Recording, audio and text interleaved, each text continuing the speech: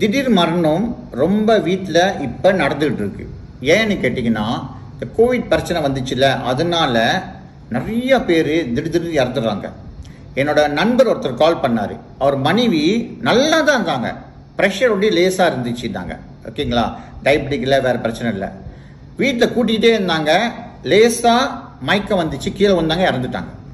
பாருங்க, ஹாஸ்பிட்டல் போய் செக் பண்ணால் ஹார்ட் பிளாக் இல்லை, அவருக்கு ஹார்ட் அரெஸ்ட். அப்படின்னா என்ன, கிட்னி அடைச்சிட்டு இருக்குன்னு சொல்லுவாங்க. நீங்கள் பாருங்கள், இதுதான் கிட்னி. இந்த கிட்னியில் பாருங்கள், இதெல்லாம் ஃபில்டர்னு சொல்லுவாங்க. இது அடைச்சிருந்துருக்கு, அவரோட ஹார்ட் நின்றுடுச்சு. சரிங்களா? ஸோ இப்போ இதுதான் முக்கியமாக எல்லாத்துக்கும் பிரச்சனை. நீங்கள் பாருங்கள், ஒரு ஆளோட ஃபில்டர் 20 வயசெல்லாம் இப்படி தான் இருக்கும், அழகாக இருக்கும். ஃபில்டர்னா என்னங்க, ஜல்லடை. ரத்தத்தை ஜல்லடை பண்ணி யூரின் தனியாக வரும், ரத்தம் தனியாக வரும். அதான் கொஞ்ச நாள் ஆனோடனே வயசு ஏற ஏற ஃபெட்டி லிவர்னு ஒன்று சொல்லுவாங்க. அது பாருங்கள் ஒட்டிகிட்டு இருக்கு. சரிங்க, ஃபெட்டி லிவர்னா என்னங்கன்னு கேட்பாங்க. அதை நான் காமிக்கிறேன் பாருங்கள். இதுதான் நம்ம லிவரு. நம்ம எப்போ கோவப்பட்டோம், டென்ஷன் ஆகணும், ஸ்ட்ரெஸ் ஆகணும்ல, பயப்படுறோம்ல, நம்ம லிவர் ஃபெட்டி லிவர்னு ஒன்று வெளியாக்கிறோம். இந்த மாதிரி வெளியாச்சுன்னா ஹை கொலஸ்ட்ரால் வெளியாகும், கொழுப்பு ரொம்ப வெளியாகும். அது என்ன செய்யும், அதுதான் போயிட்டு இந்த மாதிரி அடைச்சிக்குது. இந்த மாதிரி அடைக்க சந்தில் நம்ம ஹார்ட் இருக்குல்ல, பம்ப் பண்ணுதில்ல ரத்தம், இந்த ரத்தம் இதில் போகணும், ஆனால் போக முடியல. ஹார்ட் வீங்கும், வீங்கிட்டு ப்ரெஷர் 130, 40, 50, 180, 200 கூட வந்துடும்.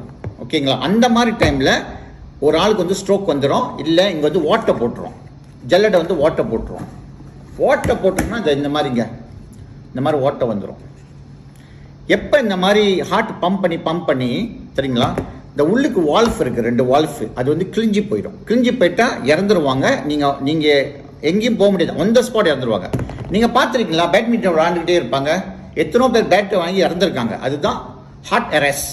ஹார்ட் பிளாக் நீங்கள் போய் ஸ்டாண்ட்லாம் வைக்கலாம். புரிஞ்சுட்டிங்களா? ஸோ இந்த மாதிரி காலகட்டத்தில் ஓட்டை போட்டுச்சுன்னா ரத்தம் உள்ளுக்கு போவோம், ஆனால் இந்த ரத்தம் வெளியே வருதில்ல, அழுக்கு ரத்தமாக வரும். இது பம்ப் பண்ணுற செந்தலைங்க. நீங்கள் பாருங்கள், இங்கே அடைச்சிட்டு இருக்கு. 3 மடங்கு ரத்தம் இந்த பக்கம் 1 மடங்கு தான் வருது. இதனால என்ன நடக்கும்னு கேட்டிங்கன்னா, ரத்தம் குறைவாக வருது இல்லை. ஸோ நம்மளோட கிட்னிக்கு பருகு, இந்த கிட்னி இருக்குல்லங்க, ஓகே, இதுதான் கிட்னி பாருங்க, இதுதான் கிட்னி. கிட்னிக்கு பருகு அடைச்சிருக்கனால இந்த சிறு குடல்கள் எல்லாம் ரத்தம் சரியாக போகாது. இங்கே 3 மடங்கு இருக்கும், இங்கே 1 மடங்கு 2 மடங்கு தான் இருக்கும். ஸோ ரத்தம் குறைவாக இருக்க டைமில் இந்த சிறு குடல் சரியாக இயங்காதனால வயிறுலாம் உப்பிக்கும். சரிங்களா? அதே நேரத்தில் நீங்கள் பார்த்தீங்கன்னா, அந்த பெரிய குடல் இருக்குல்ல, கக்கா சரியாக வராது, ரத்தம் குறைவாக இருக்கனால சத்து அது கிடைக்காது. அப்புறம் இந்த எலும்பு இருக்குல்ல, இந்த எலும்பு இடத்துல நீங்கள் பார்த்தீங்கன்னா சைட்டிக்கா வலின்னு சொல்லுவாங்க, இந்த நரம்பு வலி. அப்புறம் முட்டி பார்த்தீங்கன்னா, முட்டி ரத்தம் குறைவாக இருக்கிறனால இது இருக்காது, பேலன்ஸ் இருக்காது. ஸோ இந்த கால் எல்லாம் ரத்தம் குறைவுனால ஜில்லுன்னு இருக்கும். சரிங்களா? ஸோ இந்த மாதிரி பிரச்சனை இருக்கும். முக்கியமான ஒரு விஷயம் நான் சொல்கிறேன். எப்போ இங்கே அடுப்பு இருந்துச்சுன்னா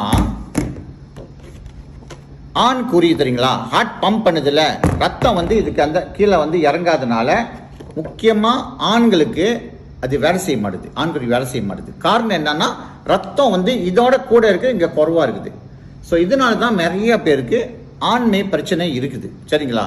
அது படி. 2வது படி என்னன்னா, கிழிஞ்சி போச்சுன்னா என்ன நடக்கும்னு சொல்லுவாங்க. பாருங்க, அந்த ரத்த கொலை கிழிஞ்சிச்சுல, நான் சொன்னேன்ல, கிழிஞ்சிச்சுன்னா ரத்தம் அழுக்காக இருக்கும். அந்த அழுக்கு ரத்தம் என்ன செய்யும், ரத்தத்தில் கலந்த உடனே நம்மளுக்கு உடம்புல எல்லாம் தோல் பிரச்சனை வரும். ஓகே, டயபெட்டிக் வரும். டயபெட்டிக் வர காரணமே முக்கியமாக நீங்கள் பார்த்தீங்கன்னா, நம்மளுக்கு அழுக்கு ரத்தனால அந்த அணுக்கள் எல்லாமே அந்த சாப்பாடு இருக்குல்ல ரத்தத்தில், அது சாப்பிட மாட்டேது. அழுக்கு ரத்தம்னா சாப்பிடாது. நம்ம எப்படி ஒருத்தங்க அழுக்கு சாப்பாடு கொடுத்தா நம்ம சாப்பிடுவோமா, சாப்பிட மாட்டோம்ல, அது மாதிரி அது சாப்பிட மாட்டேது. இந்த அழுக்கு ரத்தனால தான். இந்த அழுக்கு ரத்தனால கால் இருக்குல்ல, புண்ணு ஆறாது, முட்டி இடத்துல கிருமிகள் வளரும். முக்கியமாக அழுக்கு ரத்தம் இருந்தாலே கிருமிகள்லாம் வளரும். சரிங்க? அந்த மாதிரி பிரச்சனைகள் நிறையா இருக்குது. ஸோ இதுக்கெல்லாம் தீர்வு